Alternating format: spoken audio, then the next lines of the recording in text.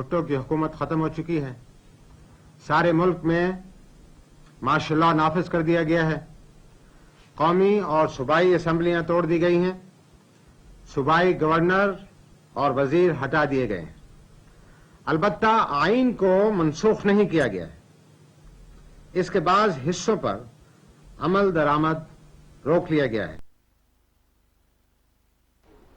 अस्सलामुअलैकुम नाज़रीन, प्रोग्राम सज्जाद मीर के साथ मैं हूं सना रियाज। चूँकि मौजूदा एंकर जो इस प्रोग्राम की हैं वो गैर हाजिर है, मरियम खुर्शीद साहबा, जिसकी वजह से मुझे ये प्रोग्राम करना है। इसी के साथ नाज़रीन प्रोग्राम का आगाज़ करते हैं। सबसे पहले आपको बताएं कि 5 जुलाई का दिन मुल्क की सियासी तारीख में सबसे अहम दिन है। इस दिन ऐसा एक वाक़या हुआ जिसने मुल्क की सियासत पर ऐसे गहरे असरात डाले जिसके असरात हम अभी तक महसूस कर सकते हैं। ज़ियाउल हक ने सियासत का तख्ता पलटा था और मार्शल लॉ लगा दिया था, जिसके बारे में बहुत सारी बातें हुई, बहुत सारी क्या साराइयाँ भी हुई, कुछ अच्छी बातें भी हुई, कुछ बुरी बातें भी हुई। इसी वाले से हम बात करेंगे सीनियर तजियाकार सज्जाद मीर साहब के साथ, जो हमारे साथ मौजूद हैं। उनसे जानेंगे कि क्या वहाँ पे मुहर्रकात थे, क्यों ये तख्ता पलटा गया, और सज्जाद मीर का दौर, ज़ियाउल हक साहब का दौर कैसा था, क्योंकि इन्होंने खुद वो सब कुछ अपनी आंखों से देखा हुआ है। अस्सलाम वालेकुम सज्जाद मीर साहब। वालेकुम अस्सलाम। कह रही हैं आप, हम इसके यानी शाहिद हैं, वकाए नगार भी हैं, इसको रिपोर्ट भी किया है। और उस ज़माने में मुझे ये भी सादत मिली है कि हमारे चूँकि एडिटर मजीब शामी और अल्ताफ़ हसन कराची जेल चले गए थे, तो मैंने एडिटरी भी की है। बड़ा एक अजीब ज़माना था, और कराची से लेकर लाहौर तक मैंने इसको बहुत अच्छी तरह देखा है। असल में बात यह है कि इसको दो तरह से देखा जाता है जी। कुछ लोग तो इसे भुट्टो की एक तरह से मोहब्बत में देखते हैं और उनके लिए ज़ियाउल हक एक गाली बन जाता है। आमरीत के नाम लेकर वो सब बातें करते हैं, या इस्लाम का नाम लेकर, इस्लाम का नाम नहीं लेते, मुल्लायत कहते हैं उसे। लेकिन ज़ियाउल हक की बात ये है, ये जिस बात की अहमियत दी जाए वो ये है कि उस वक्त एक ऐसी ज़ोरदार तहरीक चली थी जिसे निज़ाम मुस्तफ़ा की तहरीक भी कहते हैं, जिसकी पाकिस्तान की तारीख में कोई मिसाल नहीं है। PNA की मूवमेंट, लोग MRD वगैरह की बात करते हैं, कोई मुकाबला नहीं है। पाकिस्तान नेशनल अलायंस जो था, कौमी इत्तेहाद जो था, वो बिलाशुबा एक बहुत ही ऐसी मूवमेंट थी कि जिसके जवाब में कोई दूसरी मूवमेंट खड़ी नहीं हो सकती। और वो मूवमेंट इस बात पे थी कि भुट्टो का दौर, अगरचे ये कहा जाता है कि वो इलेक्टेड वज़ीर आज़म थे, पाकिस्तान के पहले इलेक्टेड वज़ीर आज़म कहा जाता है, लेकिन उस दौर में बहुत से इक़दाम ऐसे हुए जो सख्त इक़दाम थे, गैर जमहूरी इक़दाम थे। फिर गैर जमहूरी इक़दाम के अलावा उन्होंने इस मुल्क की मईशत को बदलने के लिए नेशनलाइजेशन भी की। उन्होंने कुछ और इक़दाम भी किए, मेडिसन के रुख बदल दिए, कॉलेजों को, स्कूलों को कौमी तहवील में ले लिया, और अपने बहुत से करीबी साथियों के साथ बहुत सख्त रवैया इख्तियार किया, और यकीनी तौर पर एक गैर जमहूरी अंदाज था। उस वक्त हमारी फ़ौज, मुसल्लह अफ़वाज जो थे, मशरक़ी पाकिस्तान के साने के बाद एक तरह से अंदर डिप्रेशन भी थे, लेकिन उसके बावजूद भी उन्होंने कुछ जर्नलों के बारे में, कुछ और लोगों के बारे में एक सख्त रवैया इख्तियार किया। तो इसमें जो जिसकी वजह से वो बड़े अनपॉपुलर भी थे, और जमहूरियत पसंद तबके, यानी सिविल जैसे आमरीत कहते हैं, उसको असल में फिस्तायत या फासिज्म कहा जाता है। तो हमने फौजी आमरीत जहाँ देखी है, वह सिविल आमरीत भी देखी है। मैं कोई सपोर्ट नहीं कर रहा ज़ियाउल हक साहब को, या अपोज नहीं कर रहा भुट्टो साहब को। करूं तो उस ज़माने में मेरे सारा कैरियर वो है कि मैंने भुट्टो साहब की मुखालफत की है, और खुल के आज भी उस पर एतराज़ात करता हूँ। मैंने सोशलिस्ट नहीं कहता, कुछ और अलकाबात से याद करता हूँ, लेकिन आज का दिन उसका नहीं है। आज का दिन ये है कि हम देखें कि वो क्या हालात थे जिसकी वजह से सब कुछ हुआ और पैदा हुआ। सबको गिरफ्तार कर लिया गया और जेल में डाल दिया गया, मरी ले जाया गया। चूँकि ज़ियाउल हक साहब की बात हो रही है, इसलिए हमारे साथ आज लाइन पर मौजूद हैं एजाजुल हक साहब। ये सीनियर सियासतदान भी हैं और साहबजादा ज़ियाउल हक साहब। जी, ज़ियाउल हक साहब के साहबजादे हैं और हमारे बहुत दोस्त हैं और बहुत सूझबूझ वाले ये सियासतदान हैं। लेकिन जो आज के हालात हैं और जो सूरत हाल है, उसमें शायद इनको वो मुकाम नहीं मिला जो इनको मिलना चाहिए था। मौजूद है, बहुत अच्छी बात है। अस्सलाम वालेकुम एजाजुल हक साहब। जी वालेकुम अस्सलाम। चलिए, इसी बहाने आपसे मुलाकात हो गई, बात हो गई। क्या सूरत हाल है, आप 5 जुलाई के हवाले से क्या कहेंगे, यानी कि कैसे उसको एनालाइज करेंगे? जी, सो कार्ड हमारे डेमोक्रेट हैं, वो कहते हैं जी आमरीत आ गई, हालांकि यह भी दौर है जब हमने अफगानिस्तान की लड़ाई भी लड़ी और बहुत कुछ किया, मुल्क में बहुत कुछ चीजें आगे बढ़ी, हिंदुस्तान को उसकी तय में रखा जिसे कहते हैं। आप क्या तजिया करेंगे उस अहद के बारे में? देखें, किसी भी मुल्क के अंदर अगर सही मानों में जमहूरियत चल रही हो तो फिर आमरीत का कोई गुंजाइश नहीं होती, कोई रूम नहीं होता आमरीत के लिए। ٹھیک آمریت اس وقت آتی ہے جب کہ آپ گورننس آپ کی خراب ہو جائے، آپ ایک آمر مطلق بن جائیں جمہوری لیڈر ہوتے ہوئے. تو پاکستان کا تو ایک بہت بڑا القاع یہ ہے کہ سب سے پہلی بات تو یہ تھی کہ پاکستان 2 لاکھ ہوا 1971 میں، اور میں اس ڈیٹیل میں نہیں جانا چاہتا، لیکن میں یہ کہنا چاہتا ہوں کہ یہ سارا کچھ جو کچھ ہوا 5 جولائی تک 1970 تک، وہ جو بلڈ اپ ہوا وہ اسی وجہ سے بلڈ اپ ہوا کہ ایک مائنورٹی کو آپ نے ایک میجورٹی کے اوپر مسلط کر کے ملک کو 2 ٹکڑے کر دیے. اگر اس وقت چاہے وہ یحییٰ خان کا قصور تھا، ذوالفقار علی بھٹو صاحب کا تھا، مجیب الرحمان کا تھا، لیکن اگر اس وقت جو میری معلومات ہیں اگر اقتدار منتقل ہو جاتا مجیب الرحمان صاحب کو اور بھٹو صاحب اپوزیشن میں بیٹھ جاتے تو آج پاکستان 2 لاکھ نہ ہوتا کبھی. مطلب کہ ہمارے دشمنوں کو وہ موقع نہ ملتا کہ وہ مداخلت کرتے، چاہے وہ ہندوستان تھا یا اس کے پیچھے روس تھا، اور ہم وہ 6 7ویں بیڑے کا انتظار کرتے کرتے ملک ہمارا 2 لاکھ ہو گیا. لازمی بات ہے، یہ ایک بہت بڑا المیہ تھا کہ 60,000 کے قریب ہمارے فوجی جو تھے وہ ہندوستان کی پھر جیلوں میں چلے گئے. اس کے بعد ایک شملہ معاہدہ ہوا، اس کے بعد پھر بنگلہ دیش کو ریکگنائز کرنے کے لیے ایک آپ کہہ لیں کہ سربراہی کانفرنس ہوئی، جس کو اپنی طرف سے یہ کہا جاتا ہے کہ یہ بہت بڑا مارکا تھا، لیکن میں سمجھتا ہوں کہ یہ سارا ایک پلان تھا بنگلہ دیش کو ریکگنائز کرنے کے لیے، اور عالمی طاقتیں قوتیں یہ چاہتی تھیں کہ اب پاکستان اور بنگلہ دیش جو ہے وہ ایک دونوں ملک آزاد ملک بحیثیت آزاد ملک، آزاد تو وہ ہو گیا تھا لیکن ایک دوسرے کو تسلیم کر کر آگے چلیں. تو یہ اس کا المیہ تھا. پھر آپ دیکھ لیں گے جب ذوالفقار علی بھٹو صاحب کو موقع ملا تو وہ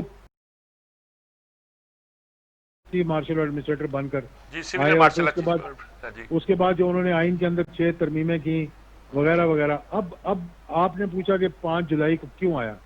5 جولائی سے پہلے کے حالات دیکھیں، لوگ اس پہ پردہ ڈالتے ہیں اور مجھے بڑا افسوس ہوتا ہے جب اس پہ پردہ ڈالتے ہیں. جب اگر اس وقت کھل کر بات کرتے ہیں نا، جب کہا گیا 2 سال کے بعد کہا گیا جی کہ ہمارا تو معاہدہ ہو گیا تھا، صرف دستخط کرنے باقی تھے، اس سے بڑا جھوٹ میں سمجھتا ہوں پاکستان کی تاریخ میں کبھی بھی نہیں بولا گیا. درست بات ہے کہ اگر وہ معاہدہ ہو گیا ہوتا تو جب جنرل ضیاء الحق شہید گئے، اچھا جنرل چشتی صاحب ان کے ساتھ تھے ہر میٹنگ میں، پی این اے کی میٹنگ میں بھی ساتھ بیٹھے، اور وہ جو ذوالفقار علی بھٹو صاحب کی میٹنگ ہے جس میں کہا جاتا ہے کہ جنرل صاحب بڑے نروس تھے اور اپنے قمیض کا بٹن پکڑا ہوا تھا، یہ تھا وہ تھا، جنرل چشتی صاحب اس میٹنگ میں بھی ساتھ بیٹھے ہوئے تھے، اکیلے نہیں تھے جنرل صاحب. جنرل چشتی نے پھر بعد میں یہ بتایا بھی کہ جی اگر وہ معاہدہ ہو گیا ہوتا تو کیوں نہیں وہ پی این اے والے سارے اس وقت جنہوں نے ویلکم کیا اور حلوے بانٹے، اور پورے ملک کے اندر آپ نے دیکھا کہ سوجی جو ہے وہ ختم ہو گئی تھی، تو اس وقت وہ کہتے یار کہ ضیاء الحق صاحب ہمارا تو معاہدہ ہو گیا تھا اور آپ نے یہ کیسے مارشل لا لگا دیا، ہم تو صرف دستخط کرنے والے تھے. تو وہ اسی وقت دستخط کروا کے تو معاہدہ کروا کے تو آگے چل پڑتے. انہوں نے کہا جی نعرہ لگا دیا کہ پہلے احتساب پھر انتخاب، آپ کو معلوم ہوگا، اور پھر ساری اپوزیشن جو ہے بعد میں کابینہ کے اندر بیٹھ گئی آگے. تو وہ حالات جو بلڈ اپ ہوئے، میں یہ جو بات لوگوں کو نہیں معلوم کہ افواج پاکستان نے متعدد مرتبہ ذوالفقار علی بھٹو صاحب کو یہ بتا دیا تھا کہ آپ مہربانی کر اس مسئلے کا سیاسی حل نکالیں. آپ اگر سیاسی حل نہیں نکالیں گے تو پھر فوج مجبور ہو جائے گی مداخلت کرنے پر. یہ 4 جولائی کو بھی اور اس سے پہلے بھی یہ خود میرے والد نے مجھے بتایا کہ بھٹو صاحب کے پاس جب ان کی آپریشن فیئر پلے کی تیاری ہوئی، سارے کور کمانڈرز آئے ہوئے تھے پنڈی، ان کی میٹنگ ہوئی، انہوں نے کہا جناب کہ یہ اس وقت ملک اس نہج پہ پہنچ گیا کہ ہمیں ایک سٹرن سٹانس لینا پڑے گا اور ہمیں یہ کنوے کرنا پڑے گا بھٹو صاحب کو کہ جناب آپ اس مسئلے کا حل نکال لیں، یہ ہمارا کام نہیں ہے. ہم آپ کے ساتھ آپ کی اپوزیشن کی میٹنگ میں افواج پاکستان کے سربراہ آپ کے ساتھ بیٹھتے رہے ہیں. دنیا کی تاریخ میں یہ کہیں نہیں ہوا کہ آپ اور اپوزیشن کی میٹنگز ہو رہی ہیں پولیٹیکل اور اس میں چیف آف آرمی اسٹاف کو آپ اپنے دائیں ہاتھ پہ بٹھائیں اور یہ کنوے کریں دیکھیں فوج میرے ساتھ کھڑی ہے. پھر چاروں سروسز چیف سے یعنی چیئرمین جوائنٹ چیف سمیت سب سے بیانات دلوائے، اخبارات کی سرخی بنایا انہوں نے کہ جناب یہ ہم آئینی کردار ادا کرتے ہوئے ہم آئینی حکومت کے ساتھ ہیں. اور اس کے بعد 4 جولائی کو امریکن ایمبیسی کے اندر جب وہ نیشنل ڈے تھا امریکہ کا، تو بھٹو صاحب اور ضیاء الحق صاحب 10 منٹ اکیلے کھڑے رہے. شاید ان کو کنوے کیا تھا ان کے ملٹری اٹیچی نے یا امبیسڈر نے کہ حالات اس طرف جا رہے ہیں کہ ہمیں لگ رہا ہے کہ ممکنہ طور پر مارشل لا لگ جائے گا. پھر انہوں نے جنرل صاحب سے یہ بات کی کہ بھئی یہ کیا بات میں سن رہا ہوں، تو انہوں نے کہا بالکل آپ یہ صحیح سن رہے ہیں، اس مسئلے کا آپ حل نکالنے کی کوشش کریں.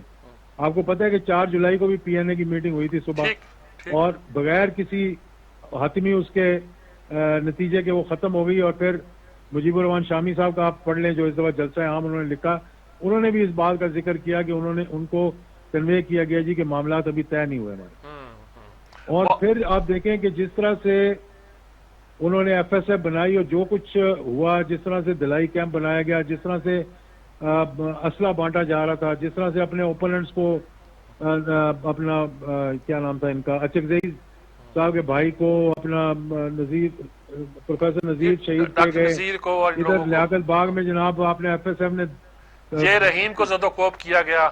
کتنے مطلب کہ آپ لے لیں اپنا امیر جماعت اسلامی میاں طفیل صاحب کے ساتھ کیا کچھ کیا گیا. پھر صحافیوں کو لے لیں آپ، جو کہتے ہیں نا یہ کہ جمہوریت کے اندر جی یہ ایک پلر ہے، جمہوریت کا جو اسٹیٹ کا ایک پلر ہے جو میڈیا ہے، اس میڈیا کے کیا حالات کیے گئے تھے آپ بتائیں. ٹھیک بات ٹھیک کہہ رہے ہیں جی، ہم نے پورا وہ دور بیتا ہے ہم پر، ہم نے دیکھا ہے اسے اور بھگتا ہے. بہت شکریہ آپ کا ایاز الحق صاحب، آپ نے بہت کنسائز انداز میں ساری بات بہت تفصیل کے ساتھ کہہ دی ہے. بہت بہت شکریہ آپ کا. دیکھیے انہوں نے پوری کہانی بتائی. اب میری خواہش تو یہ ہے کہ میں کسی پیپلز پارٹی کے اس زمانے کے آدمی کو پکڑوں اور اس سے کہوں کہ وہ اپنی کہانی بھی سنائیں، لیکن دونوں کہانیوں کو بیان کرنا آج کل اس لیے چونکہ بھٹو صاحب کے زمانے کو ایک ڈیموکریٹک زمانہ اور دوسری باتیں کہی جاتی ہیں، تو میں نے سوچا کہ ایاز الحق سے ہی پوچھ لیں کہ 5 جولائی کو بڑی گالیاں دی جاتی ہیں، بڑی لان تان کیا جاتا ہے کہ جمہوریت کا تختہ الٹ گیا، ان کی کیا نقطہ نظر ہے. تو وہ اس لیے میں نے ان سے بات کی ہے. اب میرا خیال میں ہم آگے جی بھی ہاں بالکل سر، آگے کی کہانی کی طرف بڑھتے ہیں. سر آج ایم ایم عالم کی 85ویں سالگرہ بھی ہے، تو اس کے حوالے سے جیسے آپ 50ویں یعنی کہ جیسے 85th ان کی برتھ ڈے ہے. ایم ایم عالم ہمارے ریکارڈ ساز ہیں. انہوں نے 1 منٹ میں 5 طیارے مار گرائے تھے، اور مجھے یہ اعزاز حاصل ہے کہ میں نے ان کے ساتھ 4-6 بار تقریریں بھی کی ہیں، اور پاکستان کی محبت کے جذبے سے سرشار تھے. وہ جارڈن گئے تھے تو اسرائیل کی فوج ان کے نام سے کامتی تھی. ہمارے دوسرے پائلٹوں نے بھی بڑے وہاں کارنامے انجام دیے، لیکن یہ وہاں ایک بڑی جذبے کے ساتھ وہاں رہے.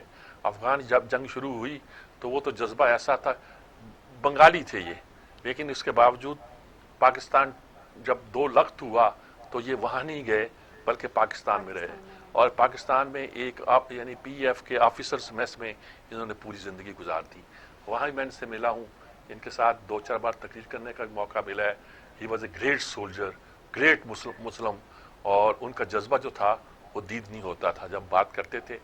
مجھے نہیں کچھ زیادہ تکلف کرنے کی عادت کہ جب کہیں تقریر کرنے جائیں تو تکلف دکھائیں، انکسار دکھائیں خام خواہ، لیکن جب کبھی میں ان کے ساتھ کہیں تقریر کرنے جاتا تھا تو میں اہتمام کرتا تھا کہ ان سے 2 قدم پیچھے چلوں، کہیں ان کے ساتھ میرے قدم مل کے یہ ان کی میں وہ جو وقار اور احترام ہے اس میں کوئی کمی پیدا نہ ہو.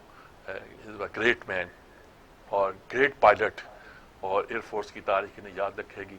2-4 لوگوں کو آج میں چاہتا تھا، ایک ایئر مارشل صاحب ہیں جو موجود تھے ان کے ساتھ، کہ ان سے بات کرتے، لیکن ہمیں اویلیبل نہیں ہوئے، اس لیے کچھ باتیں، کچھ ٹریبیوٹ میں ہی پیش کر دیتا ہوں. یہی کافی ہے آج کے لیے. جی بالکل.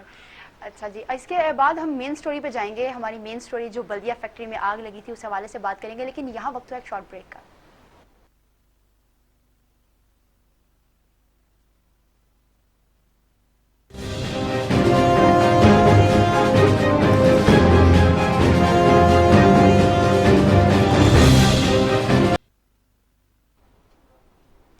ویلکم بیک ناظرین. جیسے کہ میں نے پہلے بھی ذکر کیا ہے کہ یہ ہماری آج کی مین سٹوری ہے جو بلدیہ فیکٹری میں آگ لگنے کا سانحہ جو ہے وہ پیش آیا تھا. اس پر پی ٹی آئی والوں نے بہت سارے دعوے کیے تھے، پارلیمنٹ میں بھی بہت سارے دعوے کیے تھے، اور جی آئی ٹی رپورٹ سامنے آنے سے پہلے انہوں نے کیا کیا گفتگو کی تھی، آئیے آپ کو سنواتے ہیں. کہا کہ جی یہ جے آئی ٹیز کے اندر پاکستان پیپلز پارٹی کی اعلیٰ قیادت کا ذکر ہے. انہوں نے اپنی پریس کانفرنسز میں بھی کہا اور پھر فلور پہ بھی کہا کہ جیسے عزیر بلوچ کو احکامات سابق صدر آصف علی زرداری صاحب دیتے تھے، محترمہ فریال تالپور صاحبہ احکامات جاری کرتی تھی، اور بڑے سٹائل سے کہتے تھے کہ میں نہیں کہہ رہا ہوں اسپیکر صاحب، یہ جے آئی ٹی میں لکھا ہوا ہے، جے آئی ٹی رپورٹ میں لکھا ہوا ہے. गुफ्तगू आपने सुन ली है कि पीटीआई हुकूमत से पहले क्या दावे करती रही है, क्या बातें करती रही है। अभी जानते हैं हम सज्जाद मीर साहब से। सज्जाद मीर साहब, जेआईटी रिपोर्ट मंजर आम पर आ गई है। असल में देखिए, ये सारी, मैं तो पहले जेआईटी की रिपोर्टों के खिलाफ हूँ। जी। जिस तरह 90s का फिनोमिना है, इसकी कोई लीगल हैसियत नहीं होती। यानी जेआईटी की रिपोर्ट की बुनियाद पर आप ना मुकदमा चला सकते हैं, ना उसे उस तरह पेश कर सकते हैं। जी। क्योंकि जो तफ्तीश होती है, तहकीक होती है, वो तो पुलिस को करनी होती है। कभी कभी इसके इख्तियारात हम रेंजर्स को दे देते हैं, या कभी कभी हम कह देते हैं कि रेंजर्स भी वही इख्तियार इस्तेमाल करेगी जो पुलिस करती है। बेसिकली मुकदमे की प्रोसिक्यूशन का सारा मामला जो है, उसकी तहकीक और तफ्तीश का मामला पुलिस के पास होता है। हमने एक नया बना दिया कि उसमें एमआई का आदमी होगा, उसमें आईएसआई का आदमी होगा, उसमें आईबी का आदमी होगा, उसमें एक स्पेशल ब्रांच पुलिस का आदमी होगा। उस जमाने की हालत ये थी कि मिलिट्री एक्शन हो रहा था कराची में खास तौर पर, और एमकेएम के खिलाफ हो रहा था, और उसमें खास तौर पे फौज भी इन्वॉल्व थी, एजेंसियां भी इन्वॉल्व थी। हमने उस वक्त एक क्रेडिबिलिटी देने के लिए ये किया कि ये जेआईटी गोया बेस्ट पॉसिबल हमारे पास जो तहकीक के इदारे हो सकते हैं, आईएसआई हो सकती है, एमआई हो सकती है, लेकिन इसके कई नुकसानात भी हैं। जब वही जेआईटी बनी नवाज शरीफ के जमाने में, तो ये शोर पड़ गया कि आप तो एमआई या आईएसआई जो या फौज बैठकर अंदर से मनूवर कर रही है और सारी चीजें कर रही है। देखिए, जब हमारे मर्दमशुमारी है वो क्यों पब्लिक नहीं हुई? मर्दमशुमारी इसलिए पब्लिक नहीं हुई कि बहुत सी बातों के और अलावा एक बात ये आ गई कि दुनिया कहती है कि जब मर्दमशुमारी में फौज को करीब नहीं आना चाहिए, कि आप फोर्स करके किसी से मर्दमशुमारी को चेंज ना कर सके। हमारे यहाँ ये है कि हम कहते हैं फौज के साथ होनी चाहिए, और दुरुस्त कहते हैं, क्योंकि लोग जो है गड़बड़ करेंगे और मर्दमशुमारी करने वालों की जिंदगियां खतरे में होगी, हम फौज साथ भेजते हैं। अब रिजल्ट हो गया कि आर्मी सतह पर बात हो। इस तरह की जो जेआईटी की रिपोर्ट्स हैं, सारी बातें हैं, अजहर बलोच का, हम एक अजीब और गरीब सूरत हाल थी। असल सूरत हाल तो एमकेएम को काबू नहीं कर सके आप, और हर एक ने अपना तरीका इख्तियार किया। पहले फौज इस्तेमाल की गई, उस वक्त नवाज शरीफ का जमाना था, फिर रेंजर्स को इस्तेमाल किया गया, और पुलिस को नसीरुल्लाह बाबर, बेनजीर भुट्टो का जमाना था। कुछ काबू आया, लेकिन एक्स्ट्रा जुडिशियल किलिंग बहुत हुई, और उसका रिजल्ट निकला। जब ये आया बाद में जरदारी साहब का जमाना आया, तो उस वक्त ये किया गया कि जुल्फकार मिर्जा को बनाया गया वजीर दाखिला सिंध का, और वो फमीदा मिर्जा उनकी वाइफ जो है वो स्पीकर असेंबली की रही। अच्छा, ये दबंग किस्म के आदमी थे, इन्होंने दबंग तरीके के साथ खिलाफ बोले एमकेएम के खिलाफ, ये है वो है, और कहा हाँ लाइसेंस मैंने दिए 2 लाख यहाँ अमन कमेटी को। अमन कमेटी किमाड़ी में थी, लियारी में थी। लियारी के इलाके को इधर मनशियात फरोश के अड्डे वो बने हुए हैं, वहां से सारी एक तरह की गैंग वार वहां शुरू हुई। कोई रहमान डकैत बन गया, कोई कुछ बन गया, एक लंबी कहानी है। लेकिन उस कहानी की वजह से वहां एक खासी एक टर्माइल पैदा हुई। यानी एमकेएम को फेस करते हुए वहां, अब ये कहते हैं ये हमारा कोई ताल्लुक नहीं है। जुल्फकार मिर्जा जो है, अब वो तो है नहीं है पीपल्स पार्टी के साथ, वो तो जरदारी के खिलाफ बोलता रहा है, उसने अपनी एक अलग तख्ती लटका दी है। अब उसके बारे में कहते हैं कि वो जो बोलता रहा है तो उसको पकड़ो, उसको पकड़ना भी कोई नहीं, पता नहीं उसके पीछे क्या है। यानी कि वो भी एक फिनोमिना है। 2-2 घंटे बोला करता था इसके खिलाफ, एमकेएम के खिलाफ, और बहुत अच्छा लगता था हमारे इदारों को, एजेंसियों को भी, दूसरे लोगों को भी, क्या जना है, कैसे बोल रहा है। उसमें ये भी कहा गया मैंने 2 लाख लोगों को असला का लाइसेंस दी है। अच्छा, लेकिन अब बात तो किसी के पर चलती है। असल कहानी ये है कि ये सारी जो जेआईटी की रिपोर्ट आई है, उसमें खासतौर से बल्दिया टाउन का जो वाकया है वो बहुत दर्दनाक है। एक फैक्ट्री में आग लगी, 260 लोग जल के भुन गए, और उस जमाने में उससे कत्ल का मुकदमा बना के छोड़ दिया गया, और हमने एक जेआईटी बनाई होगी जिसने कोई मुकदमा दिया होगा, उसकी कानूनी हैसियत नहीं है। वो पुलिस वालों ने मुकदमा खराब किया, उनको उल्टा लटका दिया जाता। पुलिस को कहा जाता है कि इस केस को फॉलो करो और कैफे किरदार तक पहुंचाओ। अगर ऐसा होता, आज लटके होते वो लोग। जहां जेआईटी बनती है, ये बाडर टाउन की जेआईटी बना दी, अब कहा दूसरी बना दो, फिर कहा तीसरी बना दो। अब भाई इसका कानूनी कोई नहीं है जिसको आप फकर से बयान कर सके जेआईटी है। बल्दिया टाउन का सानिया जो है वो कराची के लोगों को नहीं, कराची के एडमिनिस्ट्रेशन के माथे का कलिंग का टीका है। और ये खास तौर पर एमकेएम ने 20 करोड़ बत्ता लेने के लिए, मैं बिल्कुल एमकेएम कहता हूं, यानी फलां थे, अब्दुर्रहमान थे, फलां, अब हम नाम नहीं लेते ना, अब तो अल्ताफ हुसैन का नाम ही नहीं सिर्फ लेते, बल्कि एमकेएम के लोगों का नाम भी नहीं लेते कि उस जमाने में फलां ने ये किया वो किया। ये कराची को इस जमाने में जबकि लियारी के लोगों को भी उनके खिलाफ पिच किया गया, अरे ये आपके ये गए थे बख्तलबंद गाड़ियां उन्होंने वो उड़ा दी, छोटी छोटी तो गली है, वो मनशियात फरोश के अड्डे हैं, पता नहीं क्या क्या है। जहां से पीपल्स पार्टी जीती है कि सीट तो है, इस बार बिलावल वहां से भी हार गया। تو یہ ساری جو کہانیاں ہیں جس کو ہم اسٹڈی کریں دیکھیں تو ہمارے لیے خاصی تشویشناک بنتی ہیں. سر یہ پی ٹی آئی دعوے کرتی رہی ہے کہ پیپلز پارٹی انوالو رہی ہے، جبکہ اب جے آئی ٹی رپورٹ سامنے آئی ہے تو اسے دہشت گردی کا واقعہ قرار دے دیا. بھائی دہشت گردی کا واقعہ یہ ہے، وہ کہتے ہیں پیپلز پارٹی شامل کر رہی ہے، وہ زہر بلوچ کے بیان پہ کہتے ہیں. جی اچھا یہ کریکٹر تھا، باہر چلا گیا تھا، اس کو پکڑ کے لائے، ہم لے کر آئے، لیکن ابھی ہم کچھ کر نہیں سکتے. ابھی جن لوگوں کو ہم نے سزا دی ہے، سن میں ایک سورت مرزا بچا رہا تھا جس کو لگتا تھا کہ شاید وہ مل گیا ہے، اس کو ایجنسیوں نے گھیر لیا ہے، حکومت کے ساتھ مل گیا ہے، لیکن پتہ چلا کہ وعدہ ماں گواہ بنا یا کیا بنا، اس کو سزا ہوگی اور پھانسی لگ گئی. باقی کو کس طرح بچ جاتے ہیں یا بچا لیے جاتے ہیں، یا ایک ایسی صورتحال پیدا ہوتی ہے، معلوم ہوتا ہے کہ جیسے وہی بہت چہتا تھا بہت. اچھا یہ بہت سارے کام جس سے ایکسٹرا جوڈیشل کلنگ کہتی ہیں، وہ انوار تھا کیا نام ابھی کراچی کا، وہ جس نے مسعود کو مارا تھا، اس کے بارے میں کہتے ہیں اس نے 400 اتنے ایکسٹرا جوڈیشل کلنگ کی. بھائی خود تھوڑی کرتی ہوگی، کچھ طے کیا ہوگا، کسی نے طے کیا ہوگا، ہمارے اسٹیٹ کے اداروں نے طے کیا ہوگا اور ملک کی بہتری میں طے کیا ہوگا کہ ہم آپ کورٹ میں لے جان. مجھے یاد ہے کہ جب کراچی میں ایکشن ہو رہا تھا، ایک ہمارے کرنل صاحب تھے فریدی صاحب، وہ روتے ہوئے کہتے ہیں کل میں نے جان پہ کھیل کے 4 دن پہلے کچھ 2 بندوں کو جو تھا این فائر کرتے ہوئے پکڑا، اور پکڑ کے اگلے دن کورٹ نے ان کی بیل لے لی.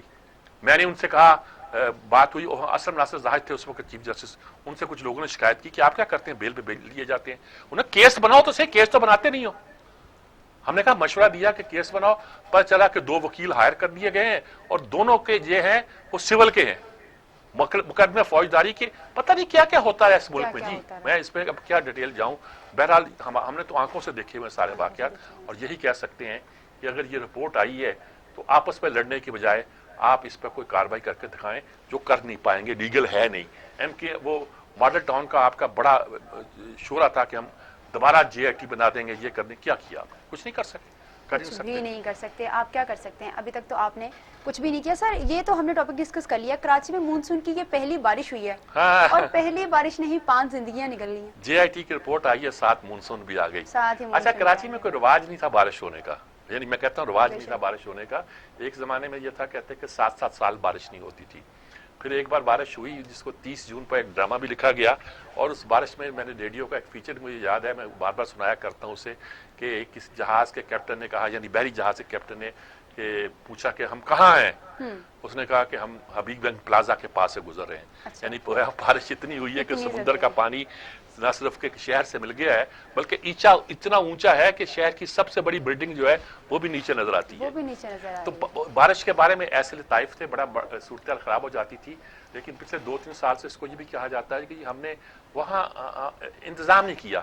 مثال کے طور پر نالے بند ہوتے ہیں، شہر میں کئی نالے ہیں، نالے بند ہوتے ہیں، گند پڑا ہوتا ہے. پچھلی بار یہی علی زیدی نے اس پہ ہنگامہ کیا، ہم یہ کریں گے، نالے کھول دیے. سمندر میں جو گندگی جاتی ہے اس کو ہم جو پہلے تو ہمیں کرنا چاہیے اس کو صاف کر کے پھینک، وہ نہیں کرتے. پھر ان کو پھینکنے کا انتظام ہی رستے بند کر دیے ہم سارے، وہاں تجاوزات بنا دیے ہیں، پتہ نہیں کیا کیا کیا ہے. اور اس کا شور پڑے گا، وہ اس پہ الزام ڈالیں گے، وہ اس پہ الزام ڈالیں گے.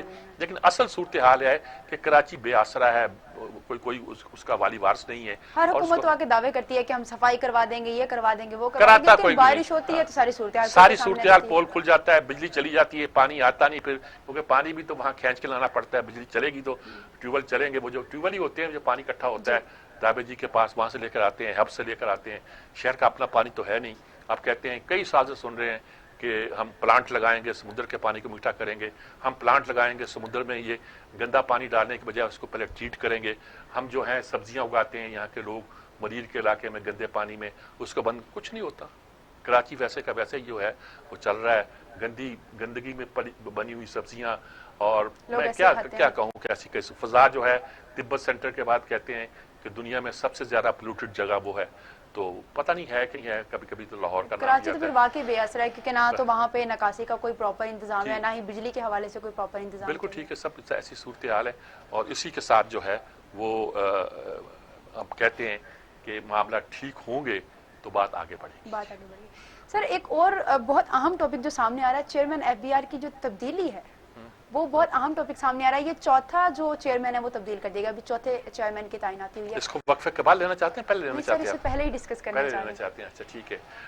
یہ دیکھیے، یہ کیا نام تھا، نوشین امجد جو ہے، یہ شبر زیادی کے جانے کے بعد بنایا گیا تھا. شبر زیادی بیچارے کا نام جو اس کی اپنی فرم ہے चार्टर्ड अकाउंटेंट की, उसके अपने क्लाइंट से लोगों ने कहा कि ये तो इंटरेस्ट का क्लैश होगा, आप इसको क्यों लेकर आए हैं। लेकिन वो शब्बर जैदी चले गए, उन्होंने कहा मैं मुझसे बस में नहीं। अब 4 आप तब्दील कर चुके हैं जी। अच्छा, स्टाइल ये है इस हुकूमत का, ये कहते हैं कि जी कंटिन्यूटी होनी चाहिए। ये 4 चीफ सेक्रेटरी पंजाब के, कोई 5 आईजी पंजाब के, कोई 40 में हर डिप्टी कमिश्नर, हर बंदे को हर 4 दिन 6 दिन के बाद तब्दील कर देते हैं। इस तरह क्या बनेगा। वो एक जो पंजाब के चीफ सेक्रेटरी थे उनको वापस होम सेक्रेटरी बना दिया गया, वो इन्फ्लुएंशियल थे। होम सेक्रेटरी के बाद उन्होंने कोई इस्तीफा नहीं देता, कोई नौकरी, उन्होंने वक्त से पहले, शायद कई महीने पहले अपना इस्तीफा पेश कर दिया, रिटायरमेंट ले ली। रिटायरमेंट इसलिए ली कि ओम्बुड्समैन की पोस्ट खाली थी, वो ओम्बुड्समैन पे बैठ गए, क्योंकि वो टेन्योर पोस्ट है, वो 4 साल की पोस्ट है, कॉन्स्टिट्यूशनल पोस्ट है। उन्होंने कहा इस तरह आराम से बैठे रहो। सलमान फारूकी ने भी यही किया था। लोग कहते हैं बजाय इसके कि इनको सर्व करने के और जलील होने के लिए जिसको कोई ओहदा मिलता है वो तैयार हो जाए कि उसको, अब जिनको लाया है उनको 3 महीने के लिए लाए। लोग फिर बहस करते हैं, बात करते हैं। सर इस पर तो कार्रवाई, ये जो कार्रवाई हो रही है इस पर भी काफी असरात मुरतब हो रहे होंगे। जी हाँ, नहीं, इस पर तो ये कहा जा रहा है कि चूंकि ये तय हुआ कि कोर्ट ने फायज ईसा केस में ये कहा है कि हम इसको, फायज ईसा केस में ये कहा कि हम इसको,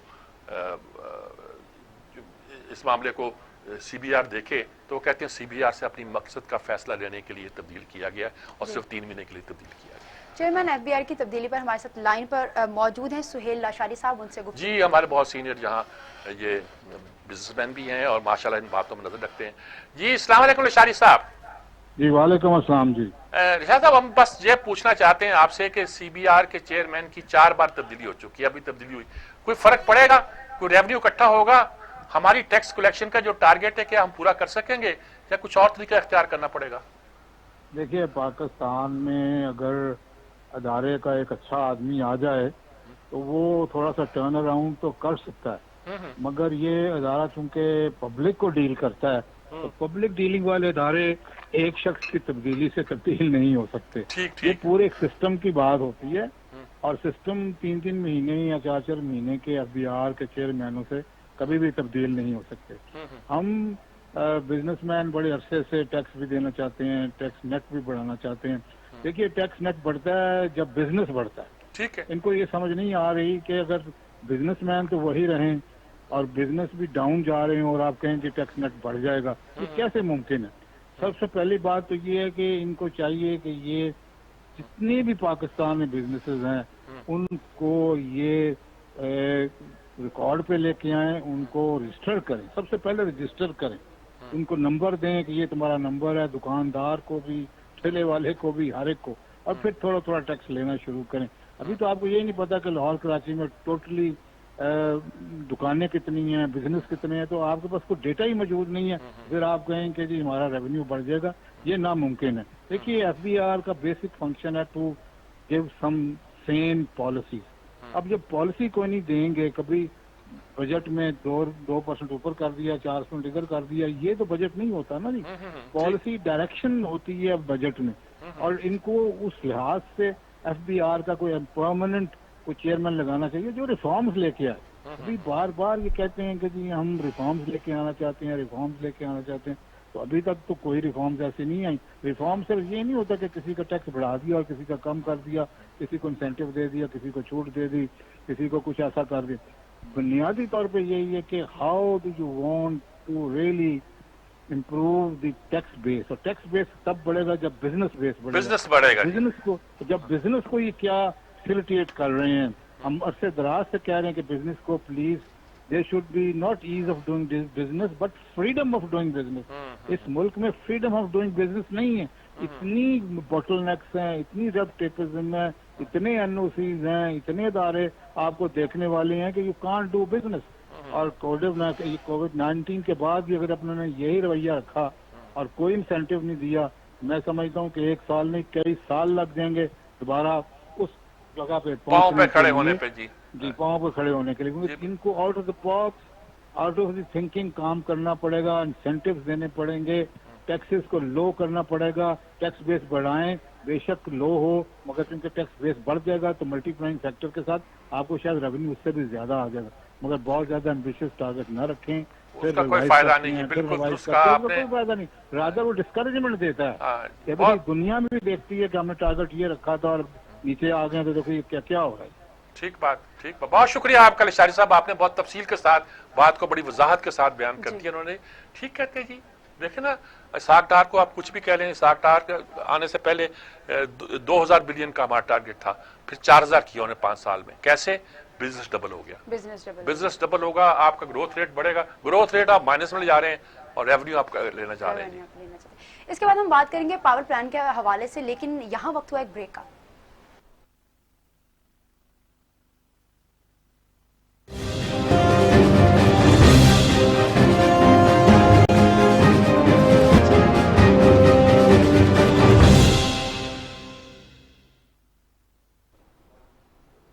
एक बार फिर से खुशामदी। जैसे कि मैंने को बताया, अभी हम बात करेंगे 27 साल पावर प्लान के हवाले से, इस पर राय लेंगे सज्जाद मीर साहब की। सज्जाद मीर साहब बताइएगा, ये 27 साल पावर प्लान है जिस पर माहिरीन के बहुत सारे एतराजात सामने आ रहे हैं। असल में एक प्लान बनाया उन्होंने 47 साल का जी, कि 27 साल का जो सन 2047 तक हमारी पावर प्लान का।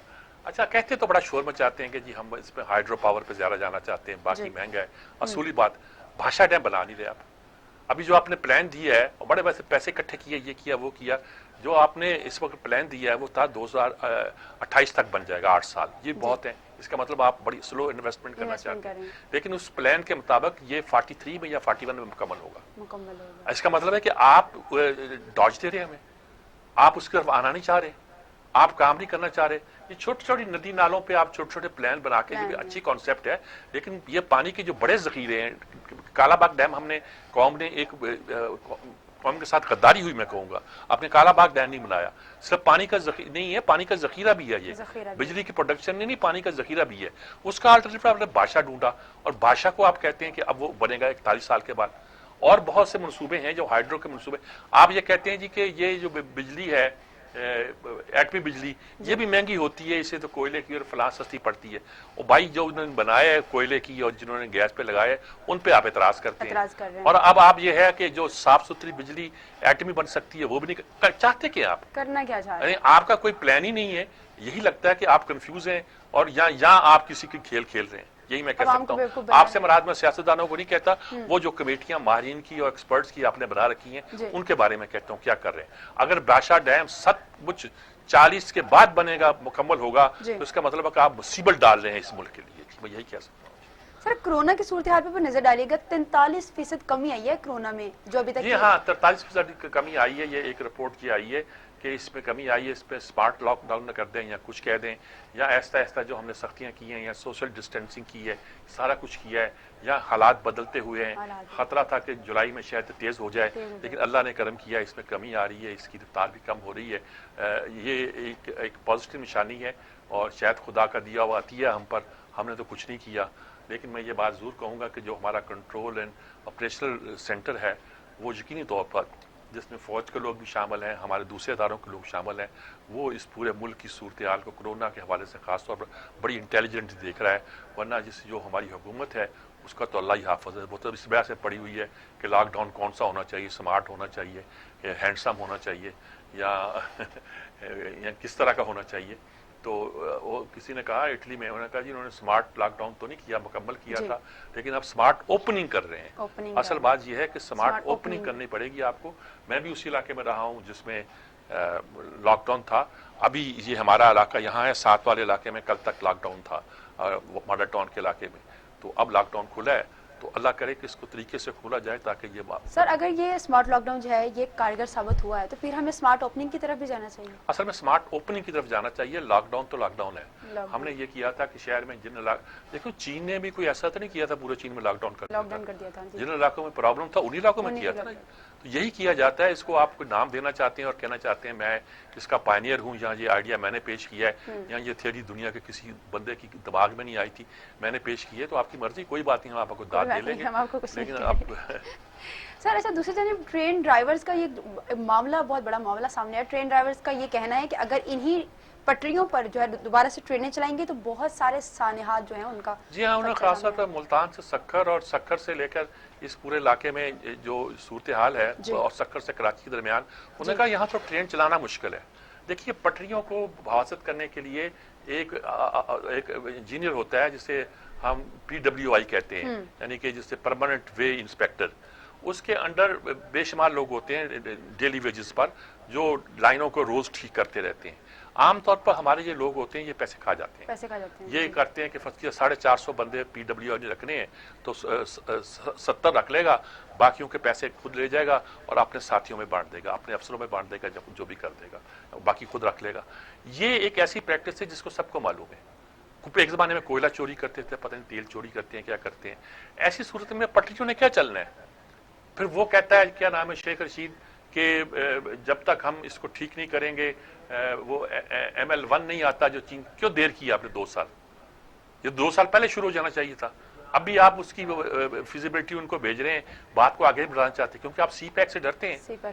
صرف یہی ہے کہ جب سے جنرل عاصم آئے ہیں, عاصم سلیم باجوہ, تو کچھ تیزی پیدا ہوئی ہے, ورنہ آپ کے ارادے تو کچھ اس بات کو سر اس کا مطلب ہے کہ جب تک یہ ٹرین کی پٹریاں ٹھیک نہیں ہوں گی ہمیں اس طرح کے سانحے دیکھنے کو ملتے رہیں گے. نہیں, مطلب یہ ہے کہ ہم ٹرینیں اتنی چلائیں, ہم ان چیزوں کی جو مرمت ہے, دیکھ بھال ہے, اس کو زیادہ بہتر کریں. دیکھیے جو کانٹا بند بیٹھا ہوتا ہے نا, اس کی کوئی تنخواہ نہیں ہوتی, لیکن کانٹا جو بدلنے والا شخص ہے بہت کم تنخواہ کام کرتا ہے, لیکن اس پر انحصار ہوتا ہے پوری ٹرین کا کہ کس پٹری پہ چڑھا دے, کس پٹری پہ چلا دے.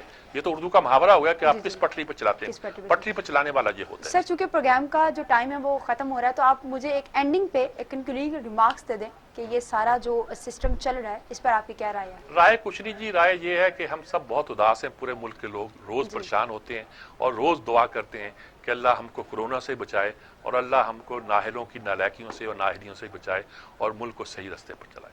ملک کو صحیح راستے پر چلائے اور ہمیں ان تمام چیزوں سے بچائے جس میں ہم گھرے ہوئے ہیں. اسی کے ساتھ سجاد میں سینئر تجزیہ کار اور اپنی ہوسٹ ثنا ریاض کو دیجیے اجازت. اللہ حافظ.